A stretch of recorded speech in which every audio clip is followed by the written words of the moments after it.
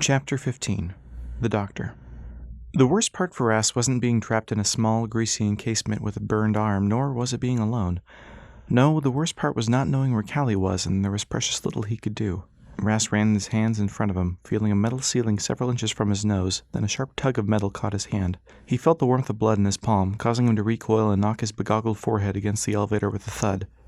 "I think you survived," an old voice said. "Young man, did you survive?" Ras almost demanded where Callie was, but he still held out hope that they might leave him for dead, giving him an opportunity to escape. "Young sir, I am leaving this machine here until you're ready to speak." A pause. "I can wait. I even have a comfy chair." The musty air tickled Ras's nose, and he fought valiantly to suppress a sneeze. He failed. The sneeze shook his body, and his forehead once again struck the elevator. "Bless you," the old voice said. "Would you be in need of a kerchief?" The voice seemed willing enough to please. "Wouldn't you need to lift the elevator?" Ras asked. "He speaks." A panel opened in front of Ras's face, and a white kerchief floated down, obscuring Ras's view before he could see who dropped it. "And no, I don't." "Thank you, I think." "You are most welcome," the man said, his voice once again muffled. "Now, what are you doing in my city?" "Right now I'm lying underneath an elevator wondering if my friend is all right." He wondered how one could own a falling city. "The girl? She took a spill, but is being seen to, I'm told." "Who am I speaking with?" Ras asked. "I'm afraid it is with whom am I speaking. You mustn't end a sentence with a preposition. That is something up with which I shall not put." He giggled. "The elevator must have knocked the grammar straight out of me," Ras said, rolling his eyes. "Quite. You are addressing Dr. Bernard O'Reisenbraun, proprietor and repossessor of what was once referred to as Solaria," he said. "May I call you Dr. O?" "You wouldn't be the first. My minions tell me you are called Ras. Is that short for Raziel or Rastaban?" "Your minions?" "You can't have missed them," he said with a scoff. "Minion number 16 received a kick to the face from your friend. He was only trying to save her from the elevator, after trying to drop us down the shaft. You'll have to forgive minion number 8. He took my order to make sure you drop by my office a touch literally," Dr. O said sympathetically. "Is there any chance we could continue this conversation elsewhere?" "Oh, there's an excellent chance. All you have to do is tell me where you crashed your ship." "Who says I have a ship?" "Tut, tut, Mr. Rastaban. Please do not insult my intelligence. No remnant would dare pass through the fence. Now, please, the location of your vessel." "Why do you need to know that?"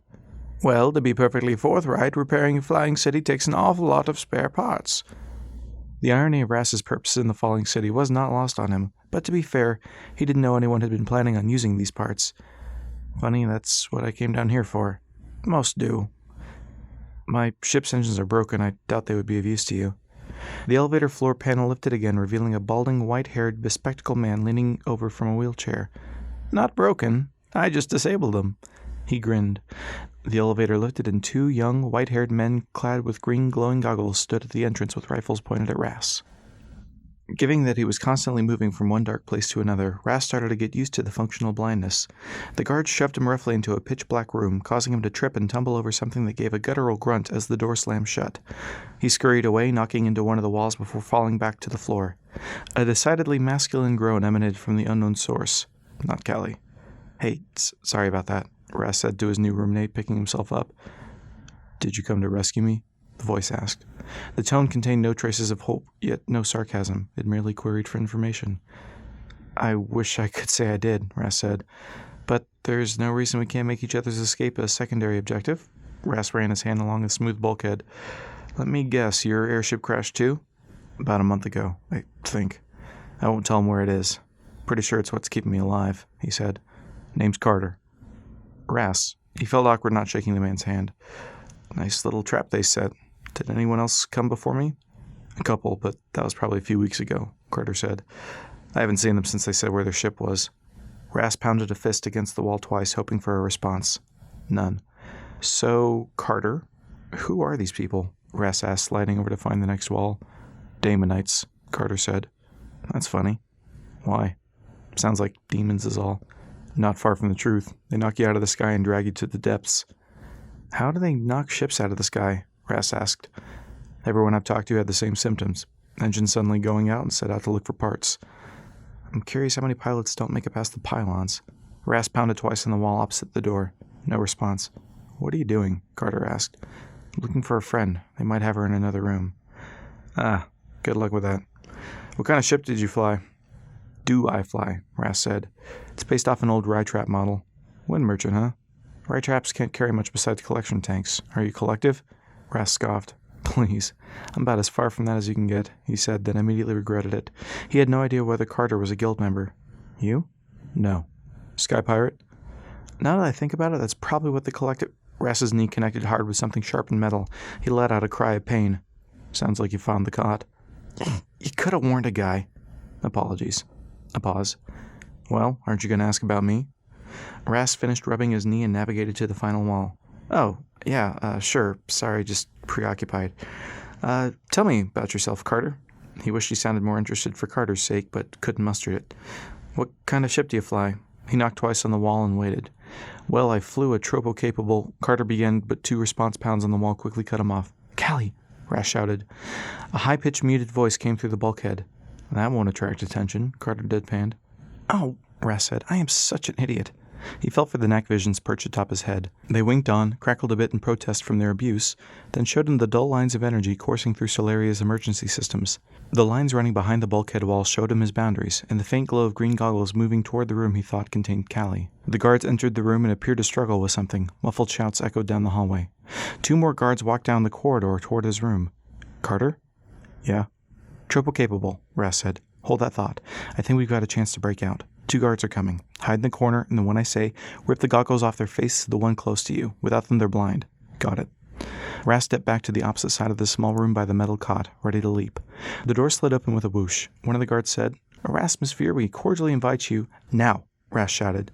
One of the sets of green eyes jerked violently away from the entrance, and Ras launched himself from the metal cot, bowling into the other guard. He tackled the guard, throwing them both to the ground. Once horizontal, Ras scrambled forward and pulled the man's goggles from his head. He clasped both hands together and swung his fist, solidly striking the minion and ending the struggle. Ras donned the green goggles in favor of the neck visions, and the world came alive in monochrome, now filled with a mountain of a man in a tank top and goggles. Carter immediately dropped the upside-down guard he had been holding. "Wow, you're tall," Ras said. Carter shrugged and ran his hand over his short hair. "It's nice to see you again." "Did he say you were cordially invited?" Ras entered the hallway and found the cell next door empty. Dejected, he watched Carter stuff the unconscious guards inside it. He configured the 2 pairs of goggles in such a way that his right eye looked through the NAC visions while his left eye looked through the night sight, allowing him to alter whether he saw the structure of the place or his immediate surroundings. Opening both just dizzied him. He looked around and spotted the 2 bobbing pairs of energy-powered goggles walking away on their level. He turned to see if Carter was following him. "You could have mentioned you were a wrecking ball." "I'm small from where I come from," Carter said, easily catching up. "You're smaller than I imagined." "Well, we can't all be giants," Ras said, turning his attention back to the 2 guards in the distance. They began rising evenly and started to mingle in with other sets of dots.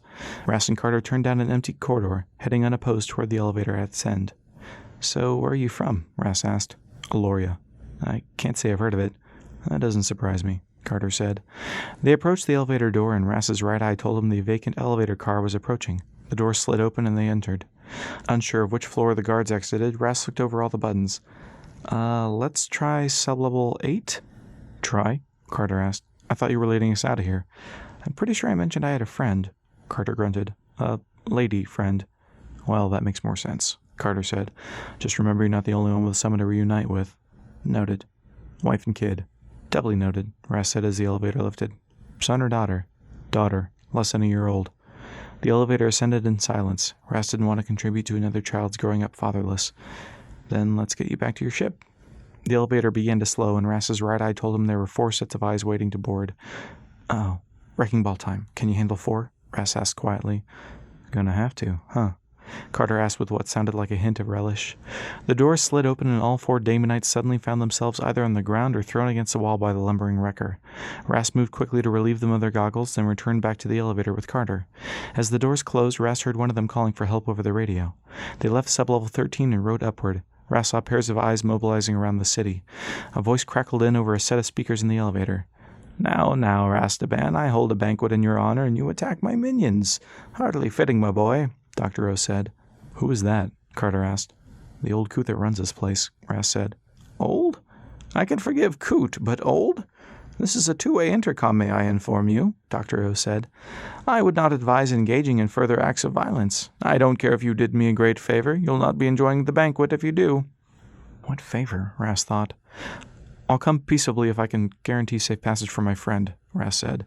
A long pause. I'll change your reservation from +1 to 2. The elevator chimed and the doors opened, revealing 8 guards with 2 rows of muskets aimed at Ras and Carter. Dr. O's voice piped in again from the tinny speaker. Now, will you be so kind as to grace us with your presence? For as dead and drab as the rest of Solaria had been, the banquet hall was opulent, well lit, and almost inviting. Paintings hung askew on the walls, indicating gravity's true orientation. Ras once again wore cuffs. A set of goggleless guards separated him from Carter. Their white hair and pale skin would have made Callie in her basement-dwelling years look hale and hearty by comparison. In the center of the room, an ornate wooden table stood lined with place settings. The only dinner guest was Callie. Ras, she said, trying to stand from her seat near the head of the table. She wore an elegant green dress that Ras only saw half of as 2 men behind her forced her roughly back into her chair. The guard seated Ras across the table from Callie and stood at attention behind him. Nice dress, Ras said. Callie gave a look indicating she was a little too frightened for banter and remained silent. The head of the banquet table lacked a chair, and Ras wondered if they had been seated at the end of the table. The chairs next to both Callie and him remained empty, and Carter was seated half a dozen chairs down. Are you all right? Ras asked Callie. About as much as I could expect to be. She looked beautiful. Seeing her dressed like that and imprisoned wasn't right. Ras felt his cheeks flush with anger. Men in black uniforms entered the room and deposited trays in front of the 3 prisoners, the 2 empty settings next to Ras and Callie, and the one at the seatless head of the table. The double doors swung open as 2 servers made a great show of their guests of honor. Dr. O. Reisenbraun in his wheelchair and a woman in a slinky black dress, the elegance of which was marred somewhat by her bandaged arms and slight limp. Dixie, Ras said, and was reminded quickly of the roughly enforced no-standing policy. Hello, Ras, she said in an uncharacteristically docile tone. I'm glad to see you're so well. A server pulled a chair out next to Callie for Dixie to sit on. Ras was too distracted with Callie to notice the long-eared, 4-legged white creature sitting on the armrest of Dr. O's wheelchair. A server picked up the small beast and set it down next to Ras at the remaining place setting. Ras thought better than to ask why. There we are, Bartholomew, Dr. O cooed at the small creature. Bartholomew sniffed at the covered tray until it noticed Ras staring at it, then stared back with red, beady eyes. I have to say I'm getting very mixed signals, Ras said. Oh? The old man cocked an eyebrow. It's simple, really. I disabled the ship that was bringing my long-lost granddaughter back to me, and for that, the very least I could do was provide supper. Dixie looked embarrassed for what Ras imagined to be the first time in her life. So, Dixie O'Reisenbraun? Ras asked. Astrid, actually, Dr. O said, quite happy with himself. Astrid O'Reisenbraun. We lost her at such an early age, it's no wonder she picked up such a silly name like Dixie Piper. Astrid is so... regal, Ras said. If the table were narrower, he would have expected a swift kick from Dixie. Yes, regal. A fine name for a princess. Astrid. Dixie made a face that looked like she was doing her best to agree. It will take some getting used to, again, she said, half smiling. Carter just watched on from the other side of the table, sneaking a roll of bread from one of the bowls. Where are my manners? Dr. O asked. Bartholomew must be starving. He clapped his hands twice, and the servers removed the lids from in front of everyone. Bartholomew attacked the long orange stalks revealed before him. Ras looked down at his plate. An ornate pistol sat in front of him. Is this a test? Life is a test, so why not? Dr. O said before cutting into the hunk of meat before him. I will say there are some advantages to living on the ground for the time being. What is this? You've never seen a forcible engine rebooter? Dr. O asked. Of course you haven't. I invented it, he cackled heartily. It reverses the signal I broadcast over the city that disabled your engine. I just repackaged it into something more portable. I asked Grandfather, Dixie said, choking on the word, to spare you, Callie, and your ship for the sake of Verdant. And when that didn't work, she said it would be a suitable reward for bringing my dear sweet Astrid back to me, Dr. O said. I'm still on the fence about your Lorian friend. Carter? Ras asked. Yes, the brute. Carter spoke up. I'm actually a cartographer. Same difference, said the doctor. Ras noticed Dixie shooting him a furtive look while the mad doctor preoccupied himself with his meal. So how close are you to getting this city up and running? The old man smiled with the interest in his handiwork. With the current rate of parts deliveries, I'd wager a few more years. If we weren't so far away from the trade routes, we could be skybound in less than a year. Oh, what I'd love for is one of those collective dreadnoughts to have a reason to fly over us. He stared off into the distance, his mind full of some new scheme. For Carter's release, I could arrange that, Ras said. Excuse me? You fix Carter's ship and I'll bring the collective this way. Dr. O laughed. You're pulling my leg. Just ask Astrid, Ras said. They're very inclined to have me and even detained your granddaughter once because of me. If they knew where I was, they'd come. The old man eyed Ras warily, then looked at Carter. He turned to Dixie. Is he being straight with me? She nodded eagerly. Oh, they definitely don't like him. Wonderful, Dr. O said. The Elorian can go then. Minions, take him back to his ship. I'd rather take him to his ship, if it's all the same, Ras said. Dr. O chuckled. It's not, but very well. Don't trust me. Grandfather? Dixie asked. They still need to repair one of their damaged engines. Fine, Dr. O said, throwing his hands up.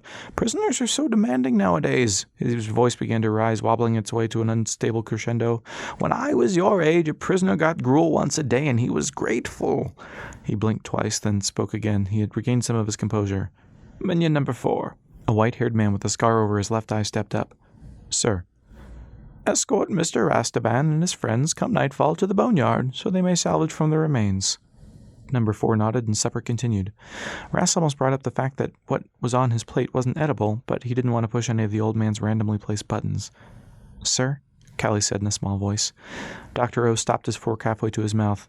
She speaks, he said around a mouthful of steak. I was curious what you knew about the city surrounding Solaria, Callie said. Oh, yes. Bogues, is it? Quaint little village, Dr. O said. Did you know about the battle here before the Clockwork War? Callie asked.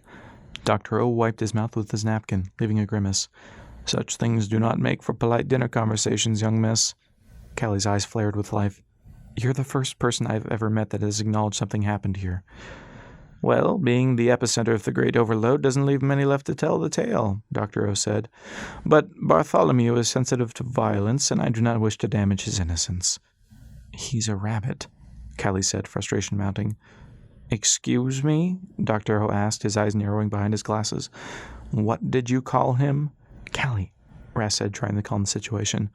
A rabbit. Floppy ears, long legs, eats carrots, Callie said as she pointed her hand across the table to the animal, who looked back at her, sniffing the air. They're called rabbits.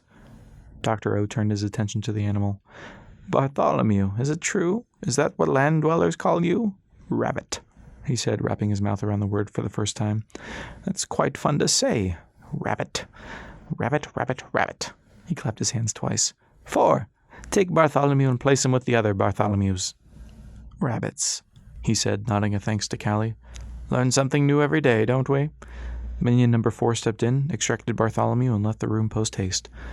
Now that innocent ears are absent, Dr. O said, let us talk of Bogues. He placed his utensils carefully upon his plate. My father fought in the war in the 1st Airship Brigade, commanded by Halcyon Napier himself. Seeing as we're so close to the wild, Bogues was the first city subjugated by the elders, and the last one for them to leave. Every book I've read said Treading was the last battle, Callie said. As far as proper give-and-take battles go, yes, that's entirely accurate, Dr. O said. Bogues was a massacre. Napier led the first in an aerial attack on the Elders' makeshift base, but those Clockwork detonated a weapon of some sort, creating the first convergence and destroying themselves in the process. The rest is history. That's not how it happened, Carter said, his voice echoing through the room as the rest of the diners turned their attention his way. Dr. O laughed a little too loudly. Are you calling my father a liar? Perhaps not an intentional liar, Carter said, but that's not the whole story. Then what is? Callie asked. The Elders didn't have a weapon that made a convergence, Carter said, pressing his napkin nervously in his lap. Hal Napier used energy-filled cannonballs. Nonsense, Dr. O shouted. You go one lower than a liar and accuse my father of being an accessory to apocalypse. If you continue with these idiotic notions, I don't care if Rastaban brings in a dozen dreadnoughts. I'll have you rot in the belly of Solaria long after we're skybound. The room fell silent, and Carter showed no further interest in speaking. There we are. Settled, Dr. O said. All this shouting has wearied me. He looked over to Ras. Minion number 38, Dr. O asked, prompting a man in uniform to step up to Dr. O's side. Put out a message that we have a Mr. Erasmus Veer, Ras said. I like Rastaban better, Dr. O said. Put out a message that we have a Mr. Erasmus Veer in our possession, would very much like to offer assistance to the collective. Yes, sir, the minion said, nodding and exiting the room. Now, Mr. Erasmus, Dr. O said, you will wait in what I hope you find to be more agreeable quarters until we have a confirmation that the collective indeed holds an interest in you. I thought you said we could go, Ras said. You wanted the brute's freedom, and you wanted to personally ensure I upheld my part of the bargain, Dr. O said. I don't see how you could do the latter if you left immediately. Ras looked over to Carter, who gave a weak smile. Wife and kid, Ras reminded himself. A set of guards whose numbers Ras could only guess escorted him, Callie, Dixie, and Carter into a room that Ras presumed had been decorated by a doting grandfather with a 5-year-old girl in mind. The expanse of pink was only occasionally interrupted by various colors of dust-laden plush pillows and googly-eyed stuffed animals. As soon as the door shut behind him, Dixie addressed the three sternly with the more familiar tone and rate. 1, if any of you breathe a word about this room, I will end you. End you. You too, Hulk, she said, wagging a finger at Carter, then looked into the intercom by the door and placed a palm over the speaker. 2, you're taking me with you, and I don't care how it happens. But your family, Callie said. And that madman is not my grandfather, and amending my first 2 points, you will also meet your end if I ever hear any of you say Astrid again. Ras failed to suppress a laugh, collapsing onto the pink bed half covered in pillows. It was the most comfortable thing he had ever experienced. Come on, this place isn't all that bad. Comfy bed, creepy green-goggled minions, crazy old man that needs to keep up a fantasy that his granddaughter's alive. Is this down? This feels like down. Ras patted the comforter. The oddness of the whole situation was well mitigated by his need for rest. I don't know. I haven't slept on it, Dixie said dismissively. Oh, whatever it is, Ras said with a yawn. I'm getting one. I don't care if it only comes in pink. He closed his eyes. Oh, Dixie, Callie, this is Carter. Carter, Dixie, and Callie. Where did you hear that story about Hal Napier starting the Great Overload? Callie asked. My father, Carter said. Where did he hear it? His father. You're not the most forthcoming fella, are you? Dixie asked. Carter pointed to the intercom box by the door and tapped his ear. I just want to get home. The doctor mentioned you were from Aloria? Callie said. Where's that? It was wiped off most maps many years ago. Oh, Callie said. Does that make you, remnant? No, he has a ship, Ras said groggily. The wear and tear on his body combined with the exquisite bed made a nearly insurmountable case for sleep. He tried to say something else, then quickly forgot it as exhaustion excused him from the conversation. Something heavy landed squarely on Ras's midsection, jerking him awake. He craned his neck up from the sea of dusty pillows and wrapped his hands around his father's grapple gun on his stomach. Dixie stood at the entrance, once more in her regular clothing. That's for stealing my bed. Callie sat in a lavish chair next to the bed, also having changed out of her dress. I mentioned you probably left it behind. Ras's body protested when he sat up. 2 falls in one day made a tie for his record, and his body begrudged them both. I'm surprised it wasn't crushed by the elevator, Ras said, inspecting the device. The magnetic slide down the shaft gave its top a shiny yet worn appearance. Ras noticed a full spool of cable and new magnetic charges. Oh, it was, Dixie said. The old man is a tinkerer, and I suppose bored when there aren't new pilots to terrorize. How long was I out? Ras asked. Almost 15 hours, said Callie. You needed it. What did I miss? Callie told me all your embarrassing childhood stories, said Dixie. Ras shot a betrayed look over at Callie, who wrinkled her nose and shook her head in an amusing denial of Dixie's accusation. Carter told us Silurian folklore. It was fun. A knock prompted Dixie to open the door, revealing the scarred visage of Minion number 4. It's time. The collective is on their way. They reached the top of the dead city as the diffused moonlight brightened the cloud cover. Dixie sweet-talked number 4 into letting her say goodbye to her friends, and only after much protest and the threat of playing the malign granddaughter card was she permitted onto the skiff. Another minion, number 30, joined to fill the vehicle to capacity with 6 riders. 4 pressed a button on the dash, and the skiff shot down the streets of Solaria until it ramped off the last airship dock. Hang on. The skiff fell sharply, its repulsion system not kicking on until the moment before it would have collided with the cracked streets of Bogues. They eventually gained enough altitude to fly over the obelisk gate and back into the foggy forest as per Ras's guidance. After a quick stop to collect his jet cycle, Ras led the skiff to the Brass Fox, which waited unmolested in the midst of a forest. You came from Verdant in that? 4 asked. Ras muttered something uncharitable under his breath and parked the jet cycle within the ship. After lowering the gangplank, he asked Callie to man the helm and start the engine when prompted. 4 pulled Dr. O's pistol and pointed at the engine to reverse the jammed intake.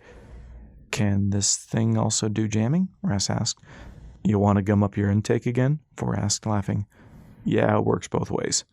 He tucked the gun in his belt behind him. Ras called up for Callie to try to start the Windstrider. A moment passed and the engine chuffed in protest, then roared to life. Ras ran up to the deck, followed by 4 and 30. All right, Carter, where to? Ras asked with more energy than he had felt in quite a while. The sleep, coupled with captaining a ship again, made him feel almost like a new man. It was either that or knowing the collective was once again on his heels. East. Just don't fly over the town, Carter said. The Brass Fox limped back into the sky with 1 engine. The wind blew on Ras's face again, offering a stark contrast to the stale air in the belly of Solaria. Within 10 minutes, Carter navigated them to a ship which looked unmistakably familiar. A sister ship to the Kingfisher, if ever there was one. "Is that?" Callie began to ask. "I know," Ras said. "Carter, is that a typical design for an Elorian ship?" "Nothing quite like them, is there?" Carter said proudly. "I'm surprised you've seen one before. Like I said, it's tropo-capable, so most people don't spot them." Troposphere capable? Ras smacked his forehead. Now it made sense why Hal managed to stay hidden for so long. Do all Elorians stay up there? The troposphere, I mean? Not necessarily, but most do, Carter said. There aren't many of them left. The brass fox landed next to Carter's ship. "You hug that wife and baby for me," Callie said. "They sound so sweet." Carter nodded and extended a hand to Ras. "I'm glad you tripped over me." "I'm glad I met a wrecking ball." Ras's hand disappeared into Carter's mitt. Carter, 4 and 30, disembarked and shortly got his ship's engines back in working order. Ras watched the minions return to the brass fox, and then Carter's ship took off. "So why is it called a boneyard?" Ras asked. Further south, Ras found his answer. Despite the dense fog, Ras could see at least 50 ships in various states of disassembly. "What happened to their crews?" Ras asked, turning to 4. "They didn't deliver granddaughters," he said matter-of-factly. "Find something suitable and land. You don't have all night." Ras surveyed the field, which consisted of transports, tankers, and a few ships emblazoned with pirates' insignias. "How about that ship?" Tixie said, pointing to port. "Looks a lot like this one." Ras pulled the wheel to port and glided over to the ship she was pointing out. As he did so, a knot of dread began to twist in his stomach, but he forced himself to ignore it and continue. The moon came out from behind a rare break in the clouds, illuminating the decrepit vessel, and Ras could no longer ignore his gut. "No," he whispered. He began shaking ever so slightly. "Not like this." "What's wrong?" Callie asked. Ras dropped the gangplank while the brass fox still glided along low to the ground. He abandoned the helm, forcing Dixie to take the wheel. Callie chased after him. "Ras!" Callie shouted. "What's going on?" He leapt off the gangplank, fell 5 feet and rolled. Callie stopped at the deck railing, her shouts nothing but an echo to him as his heart pounded faster. Dashing past a small transport, he arrived at the rusted shell of the vessel his mother faithfully used to take him off to sea and welcome home. The Silver Fox lay ruined.